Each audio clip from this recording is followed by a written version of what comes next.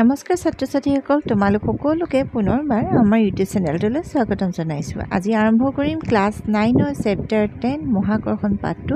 এইটো 3 নম্বৰ পাৰ্টটো হ'ব। ইয়াৰে প্ৰথম অনুশীলনীটো চোৱা কি দিয়া আছে যে কুৱেশ্যন নম্বৰ 1টোত যে দুটা বস্তুৰ মাজেৰে দূৰত্ব যদি পূৰ্বৰ তুলনাত আধা কৰি দিয়া হয় তেন্তে ইহঁতৰ মাজৰ মাধ্যাকৰ্ষণিক আকৰ্ষণ পূৰ্বৰ তুলনাত কিমান হ'ব। ইয়াৰে উত্তৰটো হ'ব যে আমি জানো যে দুটা বস্তুৰ মাজৰ মহাকৰ্ষণিক আকৰ্ষণ বল যদি F আৰু ভৰ ক্ৰমে m1 m2 হয় তেন্তে বস্তু দুটাৰ মাজৰ দূৰত্ব হয় তেন্তে F সমানুপাতিক m1 m2 আৰু F সমানুপাতিক 1/r²। এতিয়া হৰণ চিহ্নৰ ওপৰত আছে m1 m2 আৰু হৰণ চিহ্নৰ তলত আছে r²।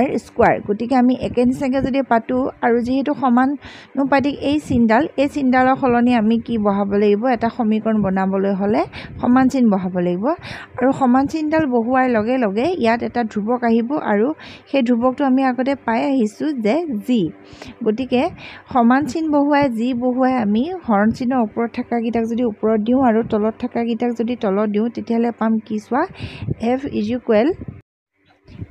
is equal G into m1 into m2 divided by r²। গতিকে এতিয়া কি হ'ব চোৱা, এতিয়া যদি r/2 মান যদি বহোৱা হয়, মানে r/2 কেলে বহোৱা হৈছে জানানে? কাৰণ যিটো দূৰত্ব আছিলে সেইটো আধা কৰা হৈছে, আধা মানে ডিভাইডেড বাই 2। তেতিয়াহ'লে আমি ইয়াৰ আগৰ সমীকৰণটো পাম যদি F'টো যিহেতু নতুন হৈ যাব, গতিকে F is equal G m1 into m2 divided by r ঠাইত কি বহালোঁ r/2 হোল স্কোৱাৰ। এতিয়া আমি যদি হোল স্কোৱাৰটো ভাগি দিওঁ তেতিয়াহ'লে আমি পাম r² ডিভাইডেড বাই 4 আৰু সেইটোক যদি আমি ওলোটা কৰি দিওঁ তেতিয়াহ'লে r² তলত থাকিব আৰু 4টো যাব ওপৰলৈ। গতিকে এই গোটেইখিনিক আমি কি বুলি লিখিব পাৰোঁ, F বুলি লিখিব পাৰোঁ। গতিকে F' is equal কি হ'ব 4 into F হ'ব। এতেকে মহাকৰ্ষণিক আকৰ্ষণৰ বল পূৰ্বৰ তুলনাত 4 গুণ বৃদ্ধি হ'ব। ছাত্ৰ ছাত্ৰীসকল এইবাৰ আহিছোঁ কুৱেশ্যন নম্বৰ 2টোলৈ। তাত দিয়া আছে চোৱা যে মহাকৰ্ষণিক বলে সকলো বস্তুৰ ওপৰত তাৰ ভৰৰ সমানুপাতিকভাৱে ক্ৰিয়া কৰে তেন্তে গধুৰ বস্তু এটা পাতল বস্তু এটাতকৈ খৰকৈ নপৰে কিয়? ইয়াৰে উত্তৰটো হ'ব চোৱা যে পৃথিৱীৰ ভৰ তুলনামূলকভাৱে বহুত বেছি। কোনো বস্তুৰ ওপৰত পৃথিৱী যি মহাকৰ্ষণ বলেৰে আকৰ্ষণ কৰে তাৰ তুলনাত কোনো বস্তুৰ গধুৰ বা পাতল বস্তুৱে পৃথিৱীৰ ওপৰত ক্ৰিয়া কৰা মহাকৰ্ষণ বল নগণ্য।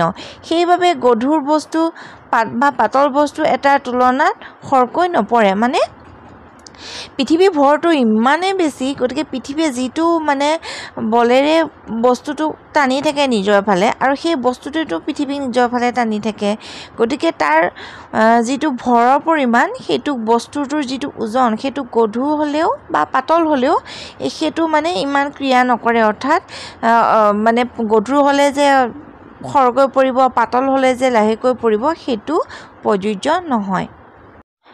মৰমৰ ছাত্ৰ ছাত্ৰীসকল, আজিৰ ভিডিঅ'টো ইমানলৈকে আছিল। পুনৰ লগ পাম তোমালোকক আকৌ এটা নতুন ভিডিঅ'ৰ সৈতে। ধন্যবাদ।